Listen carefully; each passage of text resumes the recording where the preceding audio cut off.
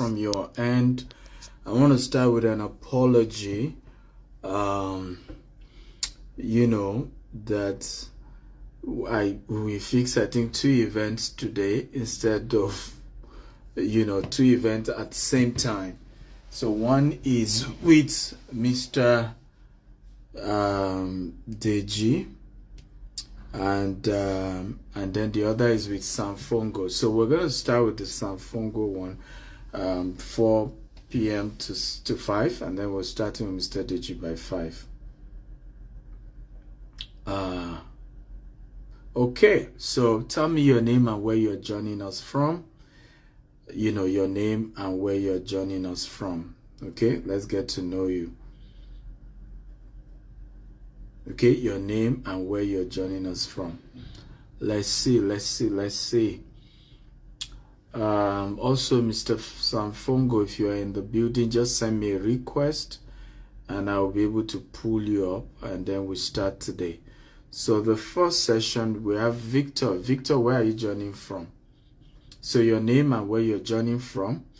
The first session we want to look at today is on how do you, do real estate business here in the UK from the auction perspective, as well as from the perspective of sourcing deals.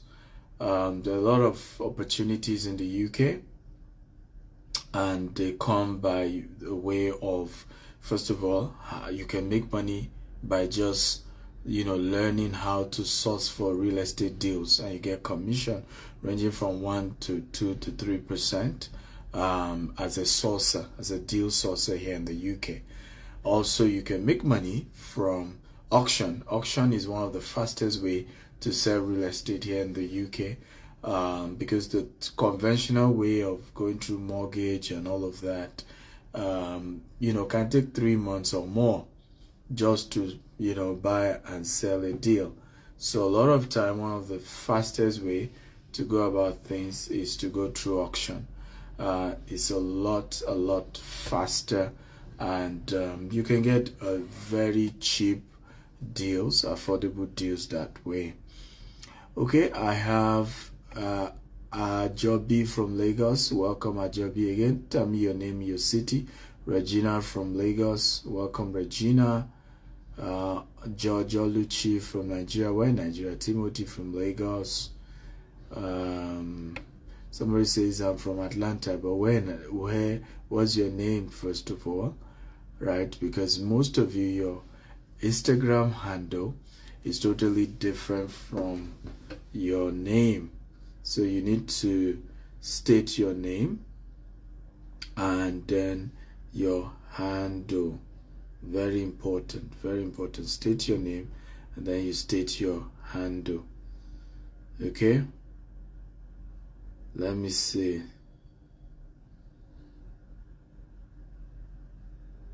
Okay, who else is here? Let me see. I have Hansen from Lekki. Welcome, Hansen. I have Muiwa from Atlanta. Alexia from Rwanda. How are you, Alexia? I was in Rwanda last year. I had a great time in Rwanda. Okay, welcome. Victor from Owerri, Nigeria. Thank you. Tolu from Manchester. Yes, my sister. It was nice seeing you for the first time in Manchester. The meet and greet in Manchester was really good seeing you. I hope, of course, I'm told you're joining virtually on our Saturday and Sunday training. You're joining virtually. So yeah, who else is here? Who else is here? Let me see.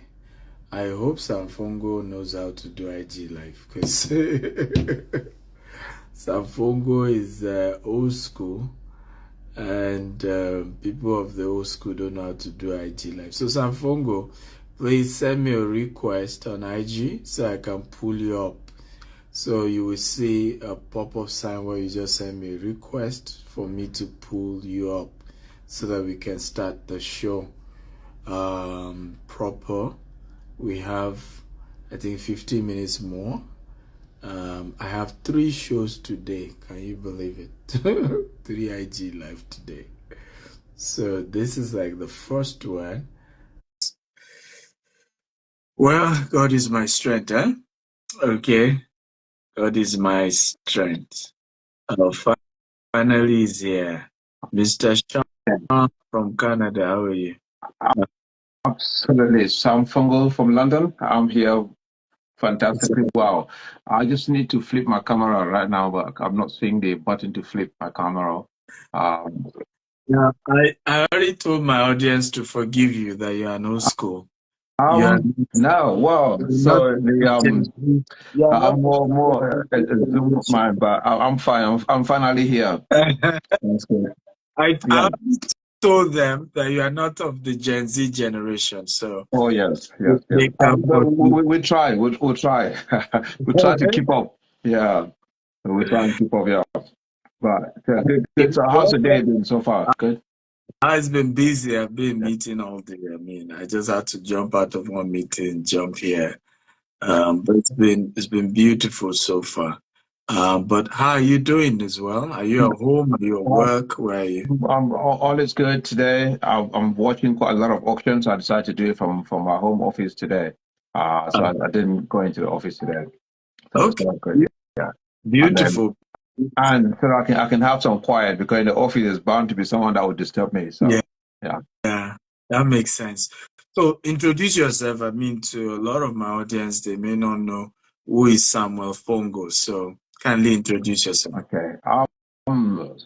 So Sam Fungo, I've been in the real estate industry for close to 20 years, but 10 years very much in the auction scene in the UK, London in particular. And well, what I tend to do in the auction space is on a daily basis, I appraise properties that are to be listed at auction. I cover the whole of the UK. So early morning, I could be dealing with properties up north from Manchester, from Hartlepool, and then suddenly, which is like some of the cheapest properties where a big property can be going for like 30,000 or 40,000 pounds.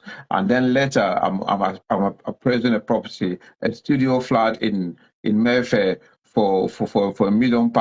So I swing from end to end. And I thought I mentioned this because a lot of people overseas think when they think of UK property, they think about London. They think everything is 1 million. But there are properties, good houses in the UK for £40,000 up north, and you can rent them out for good income as well. So on a daily basis, I press properties to actually list at auction with various auction companies because the firm I work for, we're a brokerage company. We list properties with auction companies.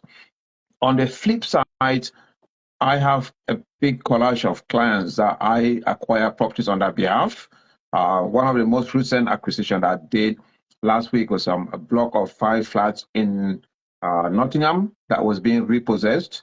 And when properties are being sold by repo, there's no access to view them, but we have a way of viewing them. So there's no competition because we have a tactic of actually dealing with them.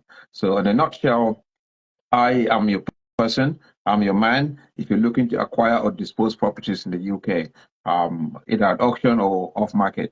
So I think that's a good enough explanation of Okay, who I am. can we welcome again Sam Fongo one more time? Everybody, can you help me clap for him? That was a good introduction. But let's go deeper. We need to even understand what this auction is all about. So, when you say auction, what does it mean in terms of real estate? Okay, in England, when you decide to sell a property, there are two ways that you can sell. You can either sell by what they call private treaty, which is what you see with an estate agent. You walk in, an estate agent takes a property for sale, they put it up, you walk in and you make an offer.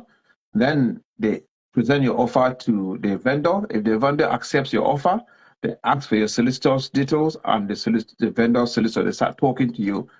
And then the transaction goes through and hopefully it transacts. On the flip side, when we sell at auction, it's totally different. At an auction, what tends to happen is if I I'm doing my marketing for my lead generation and I call someone that agrees to sell that property at auction, what we do is that we collect all the information about the property, and then we list it on a list of properties. Everyone goes and views the properties. We put a guide price that's very low, whereas with the estate agent, they put a very high price, and then you make offers, lower offers, to try and see who is the quickest down the bottom of the pit. But with auctions, we would put the price very low to attract the whole world to that property, and then and present all the legal process, all the legal matters about that property in a what they call legal pack, which everyone sees it. You know what you're going for, and then one day everyone comes and then bids, and then the highest winner wins the property. And as soon as you win, you pay 10% exchange, and then you complete in 28 days. That, in a nutshell, is really what auctions are compared to selling to an estate agent. Okay, beautiful. So you pay 10% of the money, and then you pay the rest in 28 days. Can you explain the process? Because what if you need mortgage? Are you saying that you can get a mortgage in 28 days? Now, it's extremely difficult to get a mortgage in 28 days. However, you can get a bridging, in fact, even some bridging finance guys cannot work in 28 days. You need to have a good lender, bridge lender that can work in 28 days. Bridging is a short-term lending. It's like a mortgage, but it's more expensive than mortgage, but it's quicker because a mortgage would actually, it takes a lot longer because they're highly regulated. They look at your affordability. They'll ask you how many cigarettes you smoke a day. Do you go to the gym? So they have to look at your lifestyle. How many holidays do you have a year, and all of how many.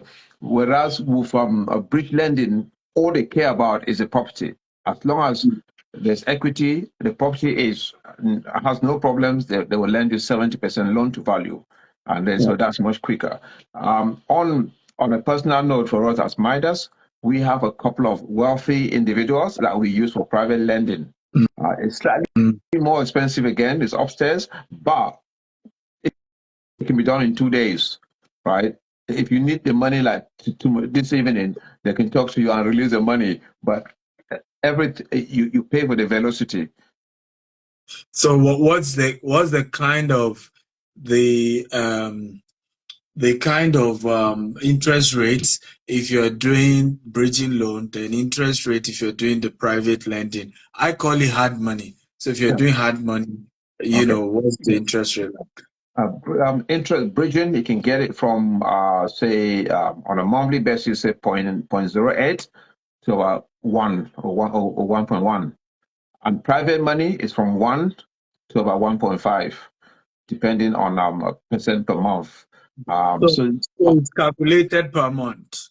They will do that per month because when we arrange it, the bridging, the payment is optional.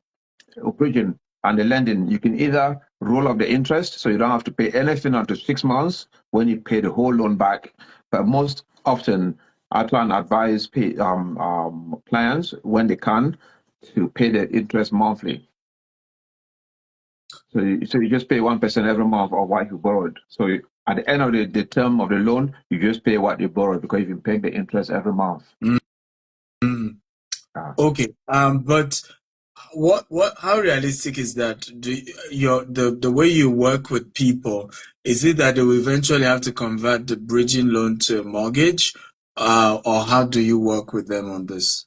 Yes, that's what we call exit strategy. So because of course, lending is not marriage, right? So when someone's lending you money, they expect to get it back. There's no until death do us part, as they say at the wedding ceremony, even though very few people wait for death. But on a more serious note, when it comes to lending, I would have to, especially, I'll have to, if bridging, finance, because mortgage is a long term. We don't have an exit strategy, right? So mortgage is probably more akin to marriage. But bridging and private lending, you must have a very strong exit strategy when you're lending. So I would say to some people, some exit, I'll have to write to my investor saying I've got Ade that wants to buy this property from auction. It's 400,000, so it needs 300,000 because he has 100, so he needs 700. His exit one. He wants to maybe flip the property because there's some property you buy at auction so cheap and then he can flip it. He can sell it on for profit.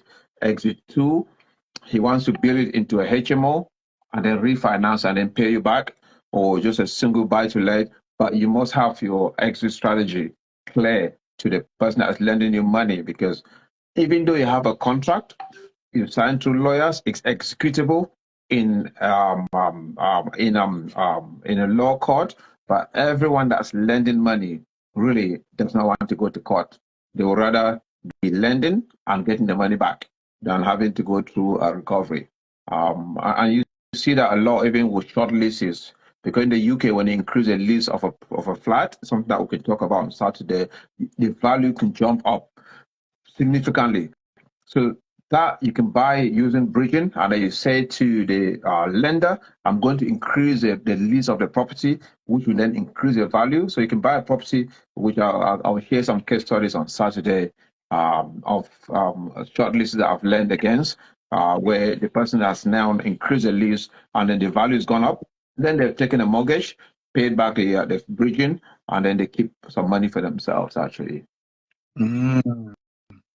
Okay, so if I get you correctly, it's a situation where so we give it maybe like a practical term. I'm buying this property. I bought this property at auction for, let's say, £500,000, Okay. and I took a bridging loan. And now, after a few months, I'm trying to get a mortgage, and the value probably is now almost at the rate of £600,000. Just give an example. You can let me know whether that's correct or not. And I then it's almost like a refinance of some sort, to get a mortgage. And at that point, one is able to get enough to pay the bridging loan and still have something on the side. Is that what you're saying? Absolutely correct. Yes. Okay. Yeah, you get that because yeah, and besides, bridging is always 70% loan to value. But once you go to buy to let, you might get yourself 80 or 90% loan to value, and then and because you've increased the value of the property, so you have more than enough money to pay the bridging, and then you keep some money for yourself. So this is a business on its own. Even just from the purchase alone, you're already having liquidity, even aside the rental income in the future and the capital appreciation in the future. Absolutely, yeah. Okay, beautiful. Guys, are you getting value? Are you learning here? If you're learning, type I'm learning, I'm getting value. By the way, Mr. Samfongo will be speaking on Saturday at the Real Estate Investment Masterclass here in London. We have amazing people who have registered. You can be one of those who have opportunity to be at the event, physically or virtually. And we're focusing on sharing about real estate here in the UK. I will be taking you through about 7 different types, from HMO, to auction, which he will be talking about, to normal, buy to rent, buy to let, rent to rent, short let, several types and opportunities in the real estate world that you can take advantage of here in the UK. It promises to be a fantastic time. He will be breaking a lot of things down for you guys, and it's not easy to have him, but he will come and he will share. And what is beautiful is that he will also be willing to hold you by the hands. So, because I know many of you want to start your real estate business ASAP.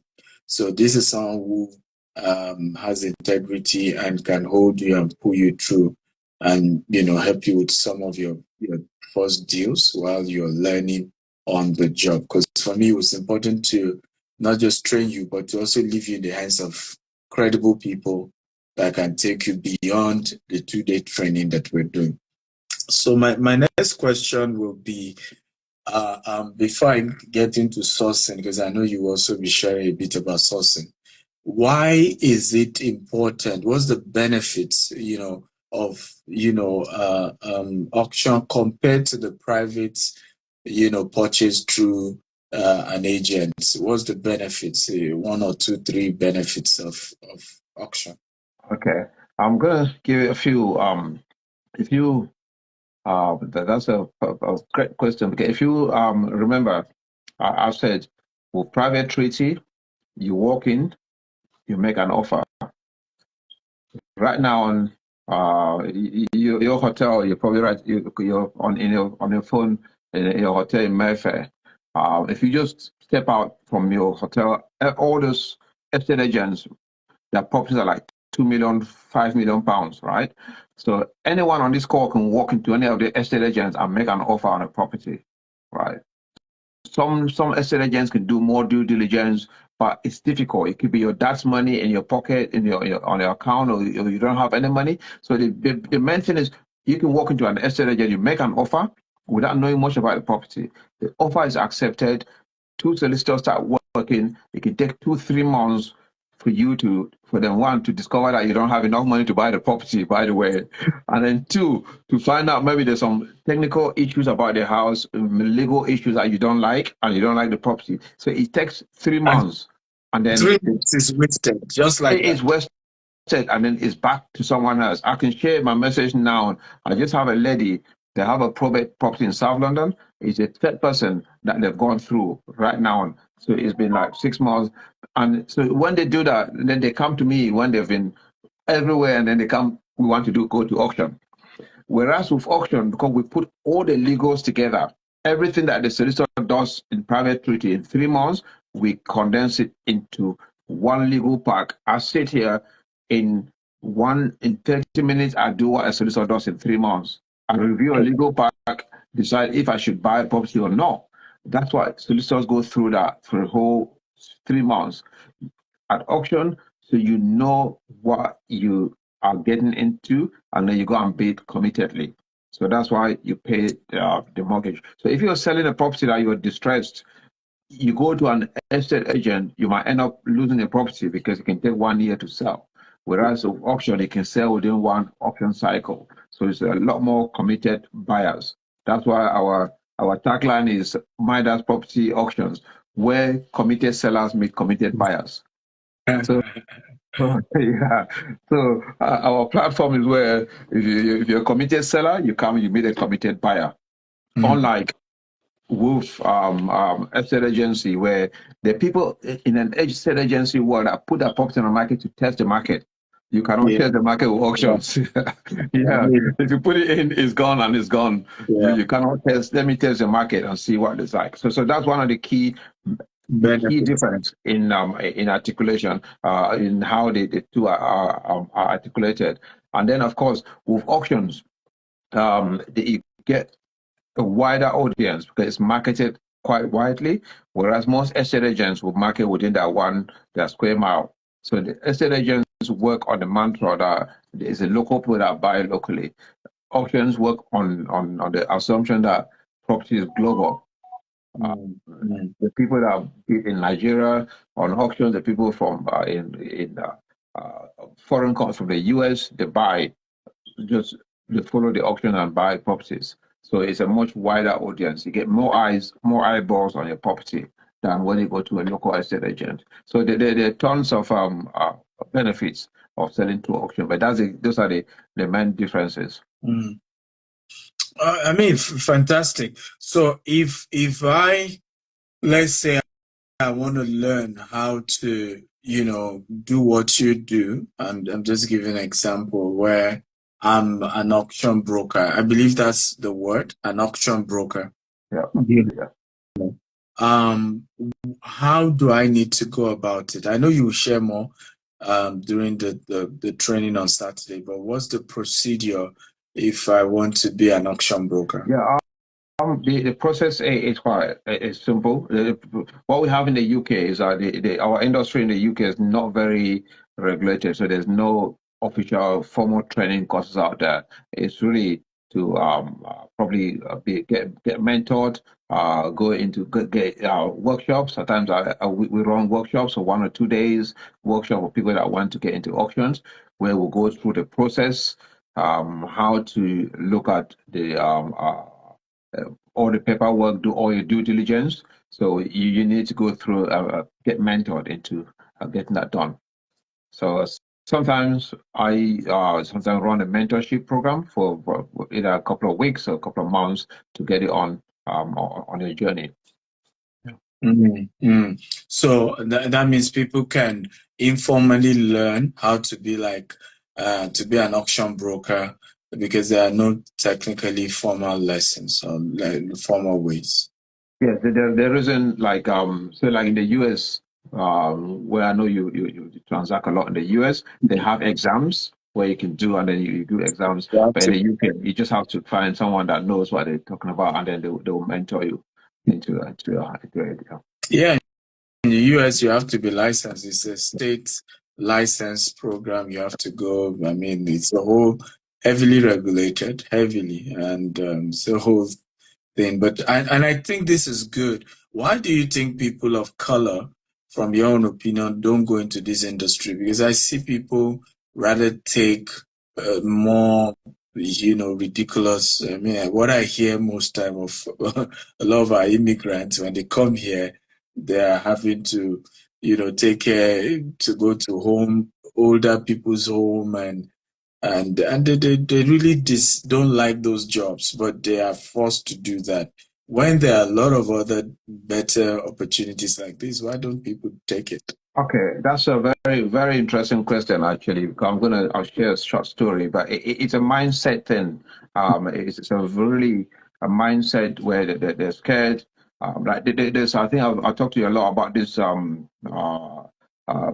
guru that I speak at these events every 6-7 weeks with about 700 people in the room. Yeah. And I remember 2 weeks ago I did the last one, and I always stay around for a long time. And then while I get a lot of satisfaction speaking, because almost 30 to 40% are black young youths in the audience.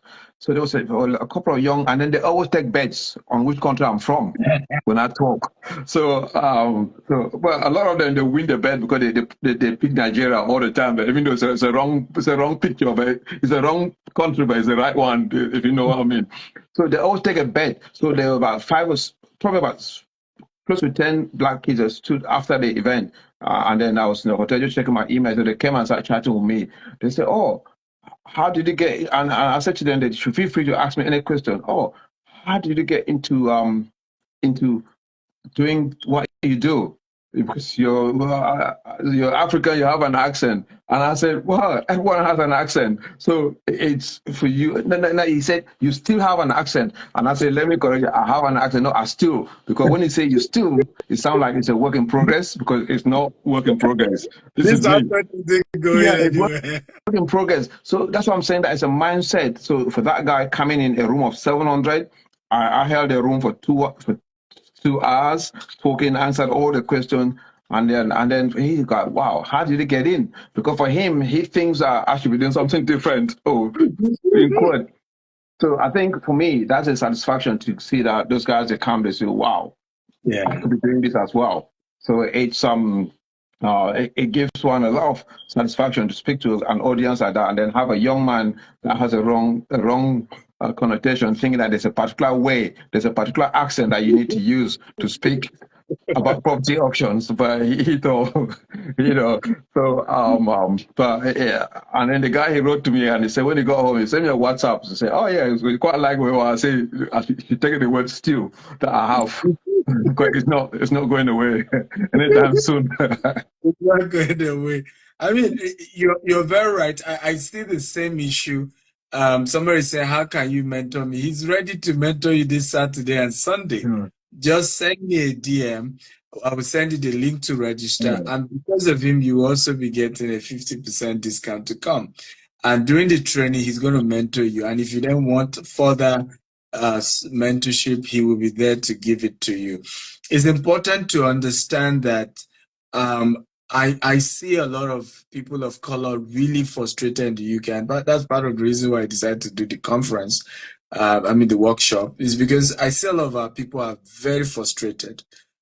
Some are even doing well, whether they were in Cameroon or Ghana or Nigeria or Kenya, they were doing well back at home.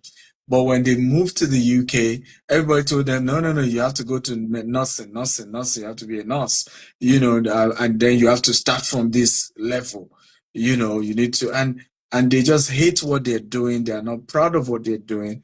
And everybody convinced them that there's no other way.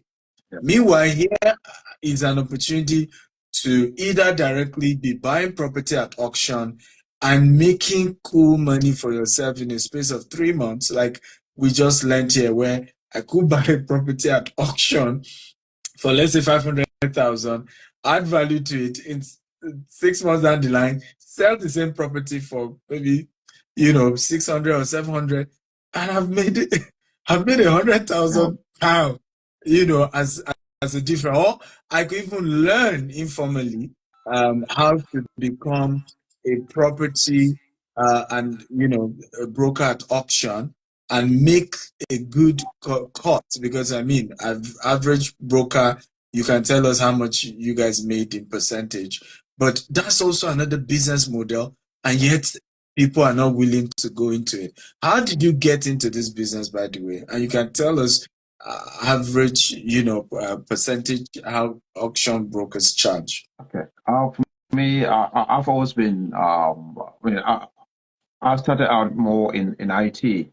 When I finished from uni, I worked in like Cisco network design, and then especially after Y2K, so I was buying properties just by the side for investment.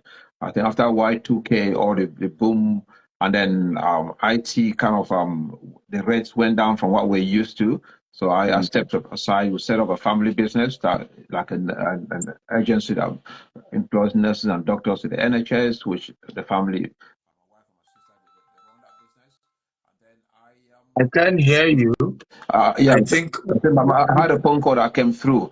So yeah, so I then I did I had acquired quite a few properties for which we put our staff for the nursing agency in. And then we had a more and more requirement of our properties, and I started looking for investors that can buy properties so we can rent them off them. And then gradually I decided to move into properties and start being a broker, trying to get people to buy properties. Then I decided that the best way to be an authority in a field is to start a networking event. So I started a networking event in central London. It's amazing how it's again, like, you do it the first day, you see that you don't know if people are going to come. You might get 4 or 5 people come, and then gradually it goes on until I was doing events for Harrow, for Brent Council, for all the councils with 600 people in the room. But you start with 1 or 2 people turning up, right? And then eventually you start having 600. If you come to Harrow, Brent, Barnet, you meet most of the landlords. They think that I work for the council because I moderate. When the council wants to bring all the landlords together, they give us we do it for them. And that's me seeing Harrow Council doing the landlord event. Not many people were turning up, so I turn up early, have the team put up flyers, have them manage it for a friend. I said, you guys can do better. And I invited the team from there to come to my own networking event. When they come and saw how I was doing it, so Harrow Council was the first to outsource the events to me. So I did it, then brand other councils. And once people see you as an authority, then you can finish that relationship in any direction. But it was quite key to have those events. So that's a tip for anyone that's living in any part of the UK. There's nothing stopping you from starting a networking event. It could be just a pub where you get every Friday at 6 o'clock, property professionals come and buy their own drinks and you chat. You can bring one person to come and speak or just chat, and it grows your authority around. Put it this way, you cannot do any harm if you do that. But what are the typical percentages that an auction broker will charge for a successful? Typically, we tend to charge about 2% of the purchase price. 2% or minimum 3 or 4, about 4,000 plus VAT as a minimum. And then that's and the percentage change goes up higher depending on what else is being done. Like the property I just acquired for a client that's being repossessed, that you have to do a lot of work. You really have to be like a detective, Inspector Columbus. You go around, go see the property, create rapport. Yeah. And funny enough, when you were talking about Africans that come here and do different jobs, in that block of 6 flats, one of the couple in there, they're on COS from Nigeria, and doing care work. When I was chatting with him, the guy was doing, it was the top guy in Nigeria in oil, working for an oil and gas company. So I just said to myself, why are you here doing care work? But I didn't ask him that. You can't be that rude. But yeah, so I tend to see a lot of tenants in houses that I'm buying up north from Nigeria that were doing fantastic jobs back home, but they've come here with their wives. They're staying in a small 1-bedroom or 2-bedroom flat, but maybe they've left their big property back home. But that's the reality of life. It's about 2%. Yeah. So are you saying that? I mean, for people, by the way, guys, are we learning again? If you're learning, just type I'm learning. By the way, are you saying that it is better for people to consider career in real estate? Even as immigrants, once they get proper training, it's a better source of livelihood compared to just, struggling up like we often see our people do.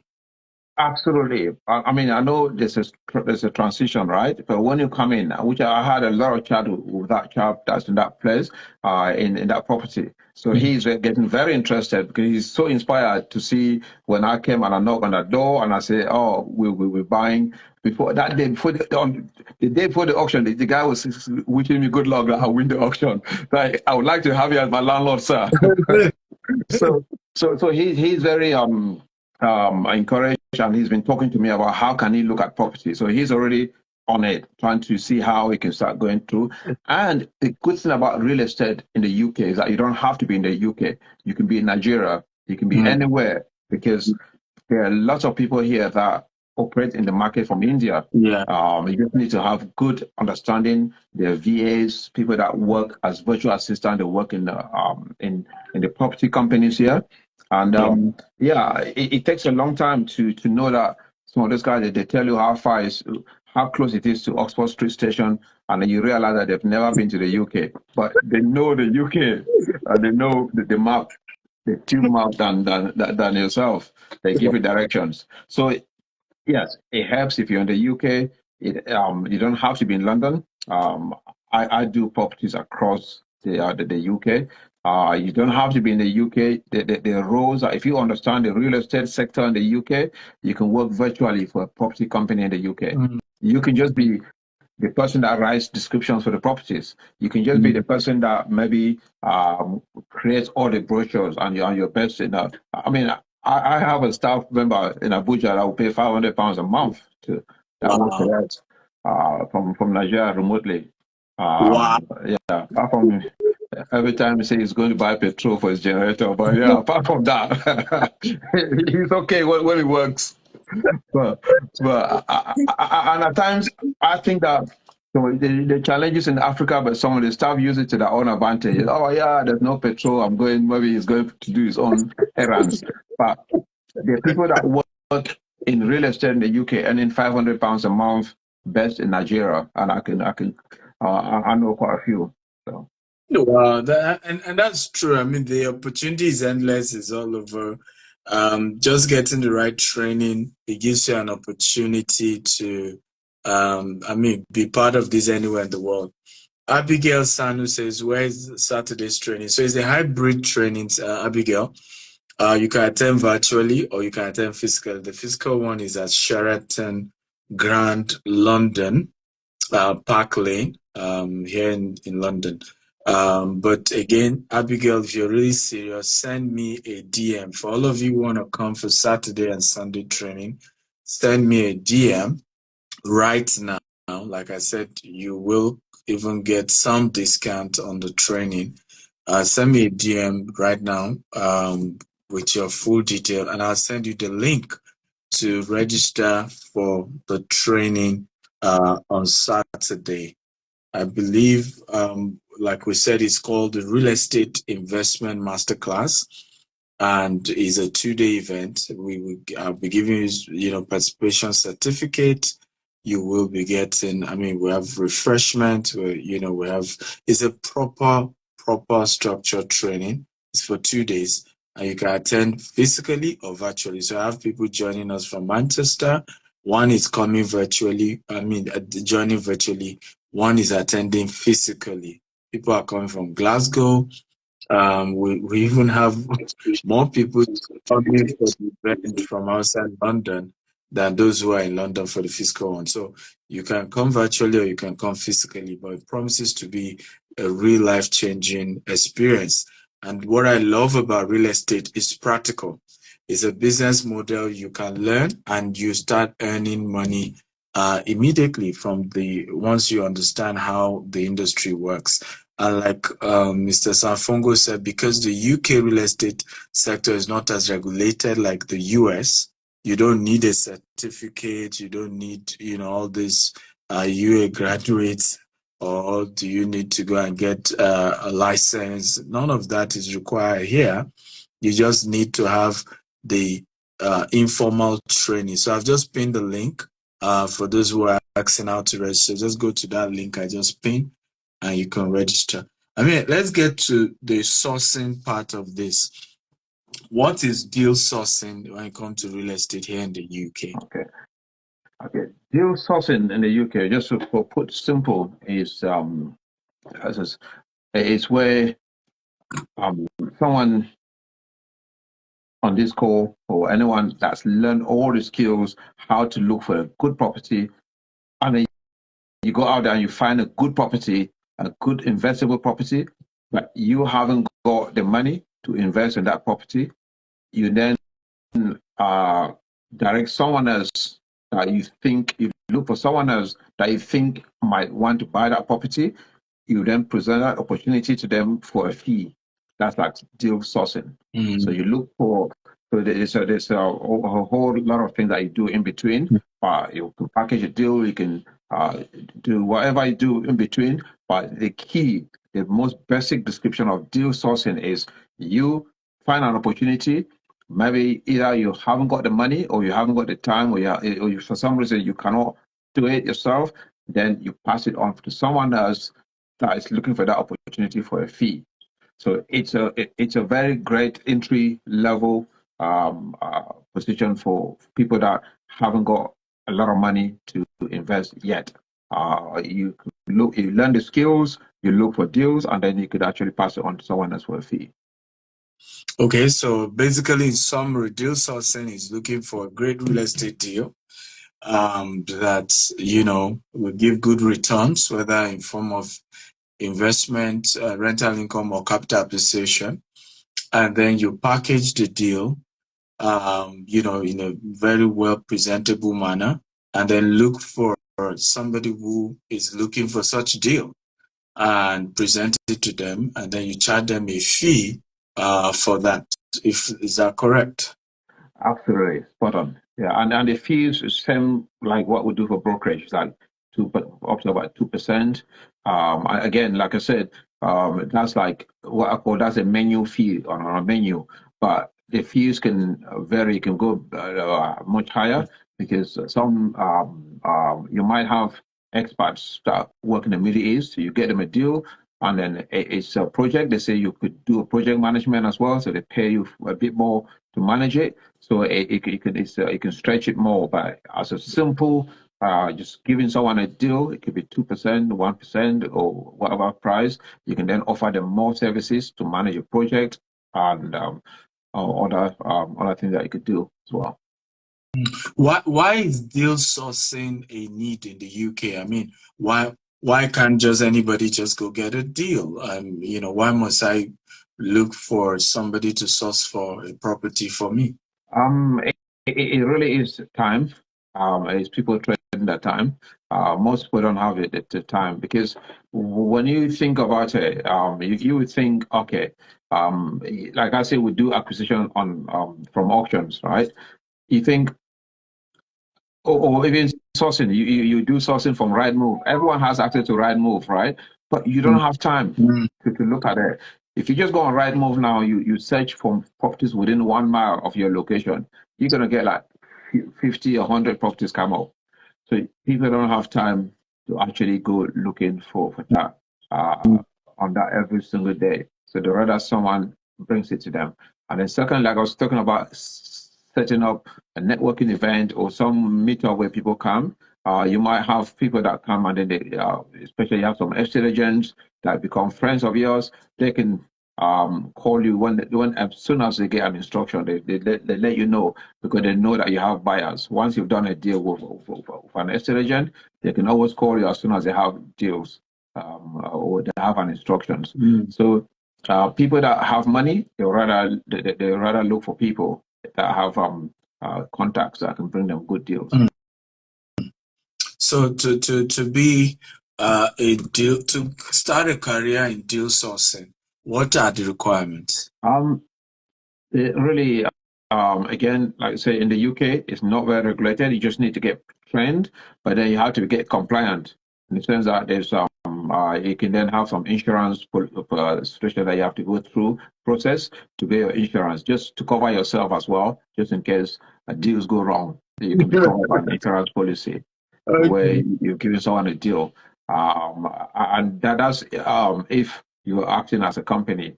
Or you can do co-sourcing where you can find someone that is compliant and then you co-source with them. Okay, that's good. That's good. So, I mean, that makes a lot of sense. So, and I mean, from your experience, what are the average income, a month a good deal sourcer can make potentially, of course?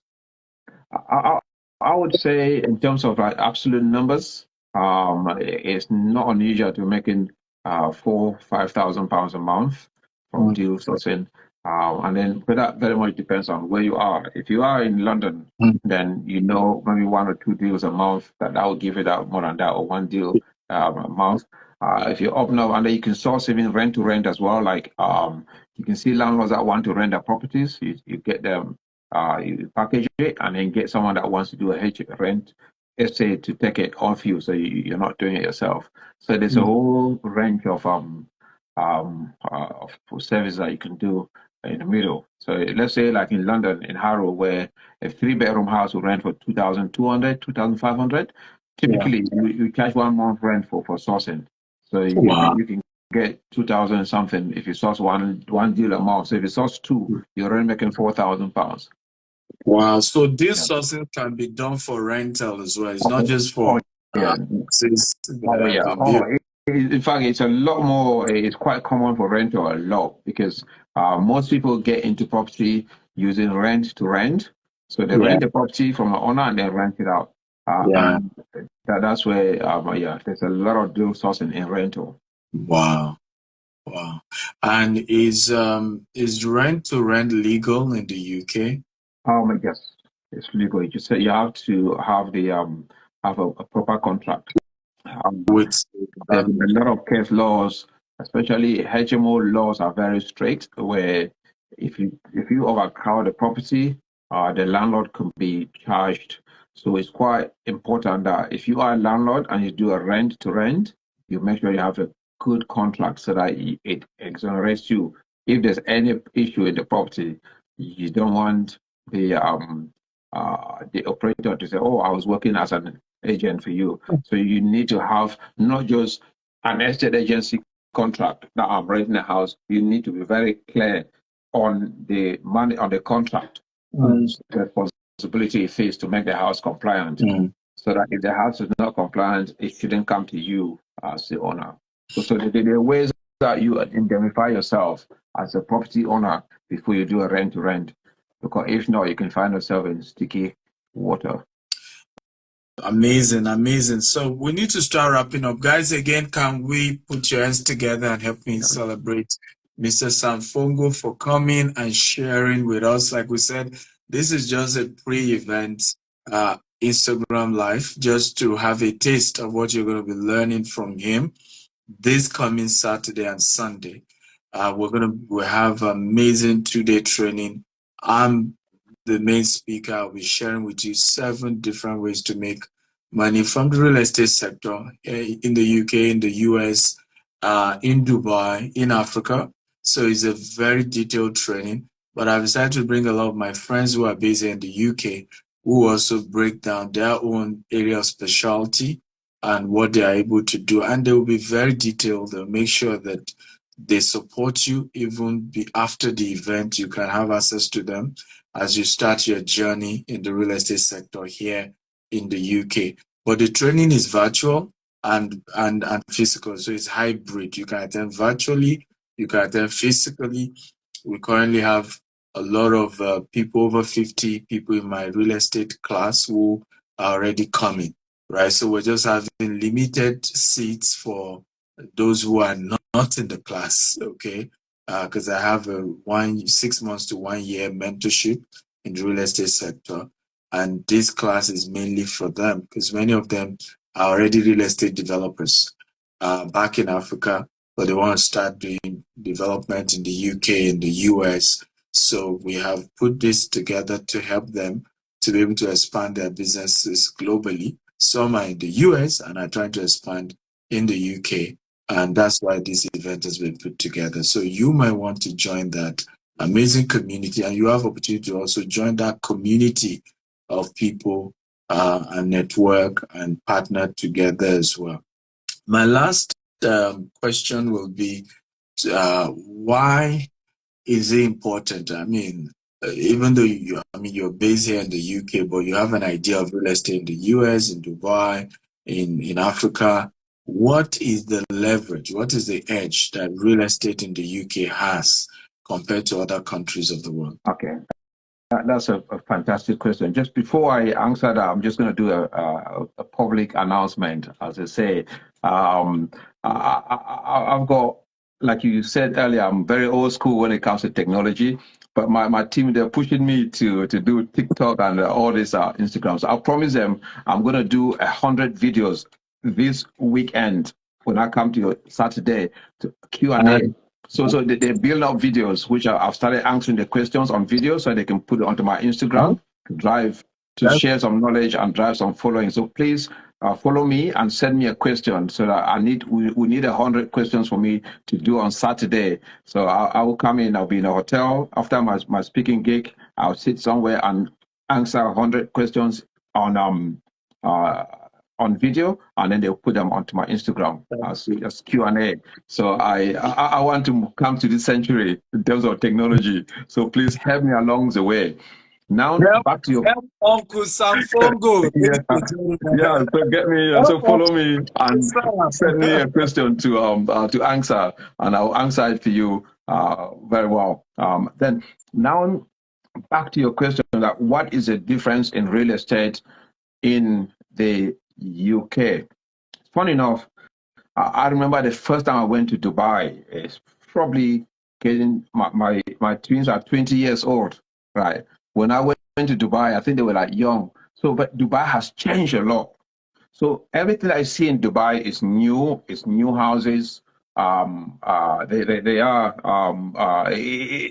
It's not been proven. Yeah. So it's good. It's good income, but you don't know what you don't know yet.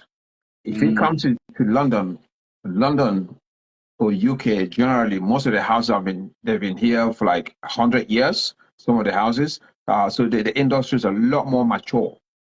It's really underpinned by real economics.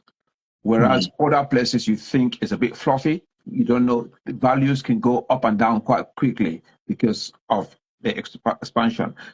That's for Dubai. And in America, it's the same to an extent because the planning laws in the UK are very restrictive.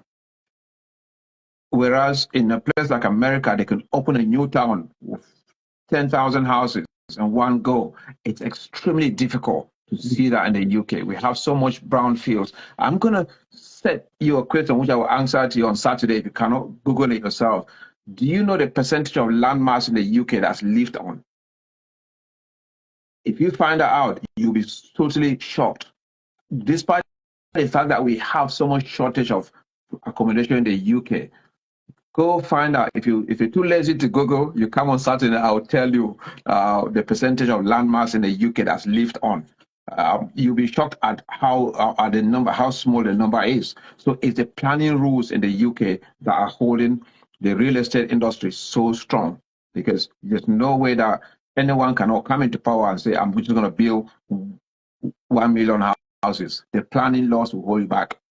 And that's what underpins the real estate. Like we were chatting about planning permission. Yeah. The time it takes you to get planning permission, that's why it's only the rich people that can do that. If you're not rich, you cannot buy land without planning, because just the holding cost will kill you off. Yeah. So the rich will get richer because they can buy land for X, get planning, and then sell it for 4X, because they are the only ones that can afford to hold it. So that is the planning system keeps the industry focused and very controlled. So what you're saying in essence is that the real estate market in the UK is very solid. It's not open to just easily crashing. And I agree with you. I mean, the 2008 crisis, the UK, of course, also had its own share, but it wasn't as bad as the US. And because the real estate, institutions here is solid, property, they kind of create the natural scarcity. Even to find deals in the UK is a major issue. I mean, you're looking for property to buy in the US, it's easy, right? The deals are everywhere. But here in the UK, I mean, it's really difficult to find good deals, to find lands with permits that you can, or lots with permits that you can just take advantage of. So, guys, it's an opportunity for you to come into the sector here in the UK. It's not regulated for you as a practitioner. You can make good money for yourself. You can make extra income for yourself. Either it's rent-to-rent, HMO, deal sourcing, auction. We're going to be teaching you all and more this Saturday and Sunday. And the event is hybrid. It's both physical and virtual, and you can be part of it. I want to thank you once again, Samuel Fongo, for coming. We really appreciate your wisdom and sharing, and we cannot wait to have you on Saturday and learn. Thank you so much. Any final words? Yes, also just to thank you for the opportunity. It's always great to work with you. I look forward. I always follow your content. You have a great impact on the continent. I don't know where exactly you live, because every time I see you, you're flying to a different country every time I see you on social media. So so long may you continue to inspire our people on the continent and our people across the world. And I look forward to seeing you on Saturday. So for those of you that haven't Googled the percentage of landmass that's lived on in the UK, come on Saturday. I will tell you. I'll be your Google on that day. If you can't, if you don't want to Google yourself, because I was expecting that someone would have put the number in, or I've been watching the other screen to see if anyone puts a percentage, but no one has. So I think you all want to come and hear from the horse's mouth on Saturday. Awesome. Well, by the way, in the next 15 minutes, I'm starting another IG Live. I have 3 IG Live today. Okay. Go help me. So I'm going to go off now. So thank you once more. Thank you. Bye. Okay. We're starting another IG Live. Make sure you come and invite others.